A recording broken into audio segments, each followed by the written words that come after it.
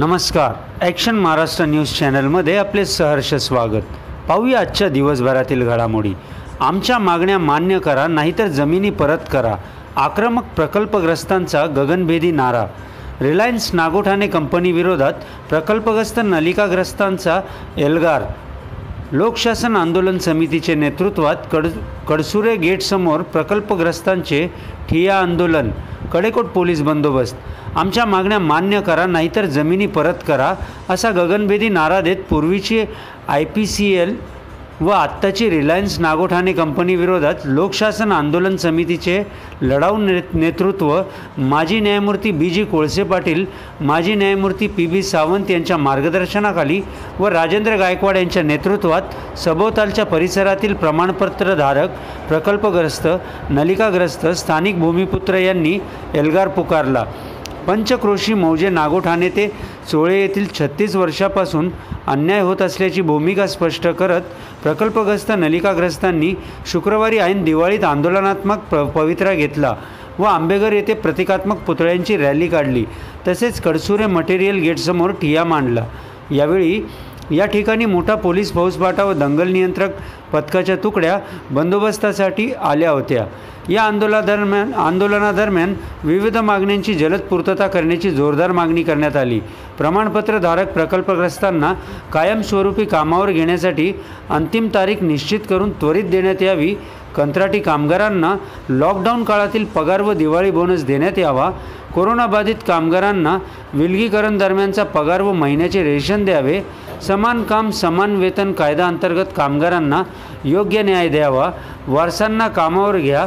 निवृत्ती वय 58 ऐवजी 60 वर्ष करा। 80% स्थानिकांना नोकरीत सामावून घ्या। बंद केलेले कंत्राटी कामगारांचे पास त्वरित चालू करा। बेकायदेशीररित्या निलंबित केलेल्या कामगारांना त्वरित कामावर रुजू करून घ्या आदी मागण्या आंदोलनकर्त्यांनी केल्या।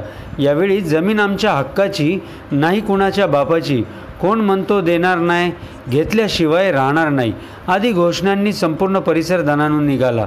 आंदोलनात महिला, तरुण तरुणी, आबालवृद्ध यांचा लक्षवेधी सहभाग दिसून आला। संविधानिक व लोकशाही मार्गाने होणाऱ्या आंदोलनाने आज ना उद्या विजय निश्चित असल्याचा विश्वास आंदोलनकर्त्यांनी यावेळी व्यक्त केला। यावेळी लोकशासन आंदोलन समितीचे मुख्य संघटक राजेंद्र गायकवाड, गंगाराम मिनमिने, शशांक हिरे, उषा बडे, प्रमोदिनी कुर्धे, नीता बडे, गुलाब शेलार, सुरेश कोकाटे, मोहन पाटील, नारायण म्हात्रे, बळीराम बडे, चेतन जाधव आदींसह स्थानिक भूमिपुत्र, प्रकल्पग्रस्त, नलिकाग्रस्त, सुशिक्षित, बेरोजगार मोठ्या संख्येने उपस्थित होते। दरम्यान यावेळी कोणताही अनुचित प्रकार घडू नये यासाठी सर्वत्र कडेकोट पोलीस बंदोबस्त लावण्यात आला होता। दरम्यान रात्री उशिरा पोलीस अधिकाऱ्यांच्या मध्यस्थीने आंदोलनकर्ते व रिलायन्स व्यवस्थापन यांच्यात बैठक घेण्यासंदर्भात निश्चित झाले। प्रतिनिधी Dhammasheel Sawant, Raigad. Action Maharashtra news channel, Raigad. माहिती आहे मित्रांनो, आज लॉकडाऊनचा पगार कंपनीने कॉन्ट्रॅक्टरच्या खात्यामध्ये टाकलेला आहे, पण आपल्या काही महिलांना, काही बांधवांना तो पगार तर आम्हाला नोकऱ्या द्या, कोण म्हणते देणार नाही। छत्रपती शिवाजी महाराज की, डॉक्टर बाबासाहेब आंबेडकरांचा, डॉक्टर बाबासाहेब आंबेडकरांचा। आमचं काही चुकलं नसताना आमचा पुतळा त्यांनी ताब्यात घेतलेला आहे। आणि जर तुम्हाला तुमचा पुतळा वाजवण्यासाठी एवढी भीती वाटते ना, तर आम्हाला आमचा हक्काचा अधिकार देऊन टाका, आम्ही आंदोलन करणार नाही।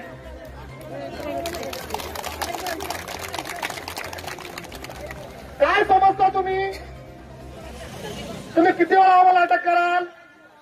तुमच्या हक्काला आम्ही घाबरत नाही। जोपर्यंत आम्हाला आमचा हक्क आणि अधिकार मिळत नाही तोपर्यंत आम्ही लढत राहणार आणि हक्क घेतल्याशिवाय गप्प बसणार नाही।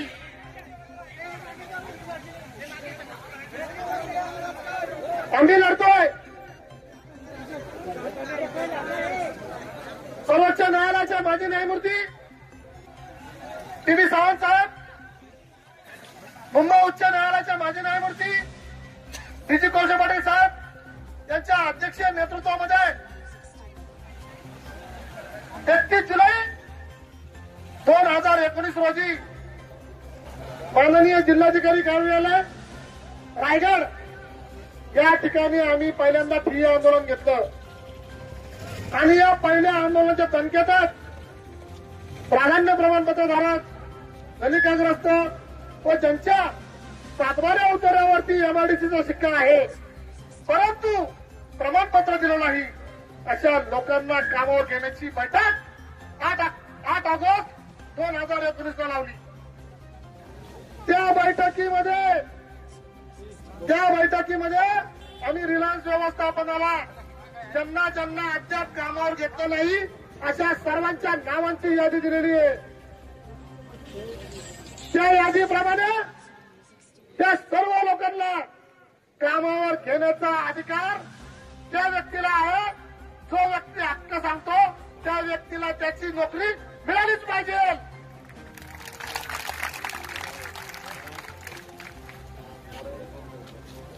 माननीय प्रांत अधिकारी रोहा यांच्याकडे मीटिंग झालेली आहे. या मीटिंगमध्ये या रिलायन्सच्या अधिकाऱ्यांनी खोटा अहवाल दिलेला आहे. 1 नंबरच्या बोगस. तुम्ही जो अहवाल सादर केलेला आहे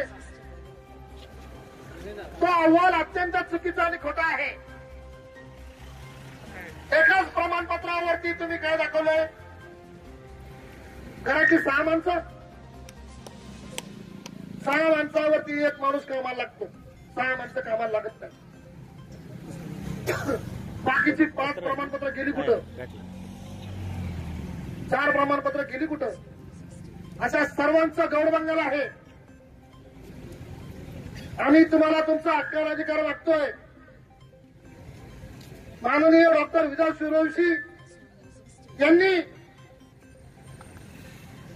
हा प्रश्न माझ्या हातामध्ये नाही तर हा सर्वस्वी निर्णय घेण्याचा अधिकार उद्योग ऊर्जा मंत्री यांच्या अखत्यारामध्ये आहे. म्हणून आमची फाईल कुठे गेली? मंत्रालयामध्ये गेली. आम्ही पत्रव्यवहार केला, आम्ही भेटलो, त्यानंतर लॉकडाऊन झालं. लॉकडाऊन नंतर अजून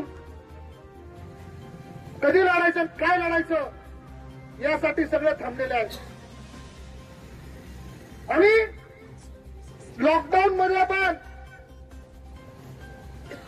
अत्यंत गरीब लोकांना आमच्या लोकांनी मोफत वाडा वस्त्यामध्ये जाऊन किमान 1 वेळचं जेवण वाटलेले.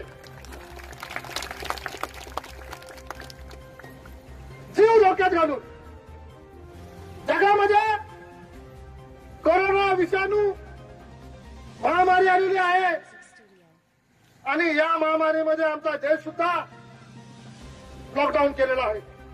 अशी भयानक परिस्थिती असताना आमची लोक जीवाची पर्वा न करता शेजारचा उपाशी राहणार नाही या काळजीपोटी प्रत्येकाला आपल्या परीनं 1 वेळचा का होईना अन्न देत होता. आणि प्रकल्पग्रस्त यांचा आदर करून मी जे 2 शब्द बोलत आहे त्या बोलण्यामध्ये काही चुका झाल्या तर क्षमा करा. सांगायचं म्हटलं तर 1.5 वर्ष झाला मी ह्या प्रकल्पामध्ये म्हणजे सामील झाल्या मोर्चामध्ये. तेव्हापासून मी जे बघत आहे, जेव्हा सुरुवातीला मी ह्या प्रकल्पग्रस्तांच्या मिटिंगला गेले त्यावेळेला महिला खूप कमी होत्या. पण खरंच आज जे महिला पुरुष वर्ग ज्यांना पाहते तर खूप अभिमान वाटते की खरंच खूप महिला आक्रमक झालेल्या आहेत. खरं सांगायचं म्हणजे आज जवळजवळ 1.5 वर्ष झालं आम्ही महिला एवढ्या भिडलेल्या आहोत. सर्व महिला इथनं चालत सोहळ्यापर्यंत गेलो. कशासाठी? तर ह्या स्थानिक लीडर लोकांच्या घरी गेलो. आम्हाला एक आस होती की स्थानिक लोक आम्हाला मदत करतील आणि त्यांच्याकडे मी मदत मागायला गेलो होतो. पण त्या लोकांनी आम्हाला सांगितलं की आम्ही तुमच्या पाठीशी आहोत. परंतु त्यांनी मदत दिली नाही दिली नको होते. आमच्यात हिंमत आहे भांडण्याची. पण आम्ही त्यांना कधी आमच्या समोर येतील तेव्हा सांगू तुमच्याकडे आम्ही आलो होतो पण तुम्ही आम्हाला फसवलात. आता दुसरी गोष्ट म्हणजे किती प्रकल्प हे कंपनीतले जे मॅनेजमेंट आहे ते सुद्धा आम्हाला अलिबागला गेलो तारीख देतात त्या तारखेला या, रोहाला गेलो तारीख देतात त्या तारखेला या आणि फसवणूकच करतात. आज असा निर्धारच केला आम्ही महिलांनी की आता बस झाल्या, तारीख पे तारीख बस झाली. आता जे करायचं आहे ते फक्त शेवट. आणि आज मला जो हवा होता ना गेट तो मिळालेला, आणि ह्या आता गेट जवळ ना मॅनेजमेंटने समजावा आम्ही जाणारच नाही, आम्ही न्याय हक्क मिळवल्याशिवाय इथनं हलणारच नाही. कारण का एक पहिला पाऊल मॅनेजमेंटने उचललेला आहे की आमच्या म्हणजे संघटनेतल्या नेत्याने बोलवलेलं आहे, त्यामुळं सुरुवात चांगली झालेली आहे. आता त्याचा शेवट पण गोडच व्हावा हीच अपेक्षा आहे. नाही, छत्रपती शिवाजी महाराजांनी सांगितलं की माझ्या स्वराज्यातील शेतकऱ्याच्या भाजीच्या सुद्धा देशाला हात लागता कामा नये. पण आज गेली 36 वर्ष इथला शेतकरी प्रलंबित आहे आणि आज त्या शेतकऱ्यावर सुद्धा खोटे गुन्हे दाखल होतात ही लाजिरवाणी गोष्ट आहे. मला या ठिकाणी सांगायचं आहे की 36 वर्षामध्ये एकही राजकीय पुढाऱ्यांनी न्याय तर नाही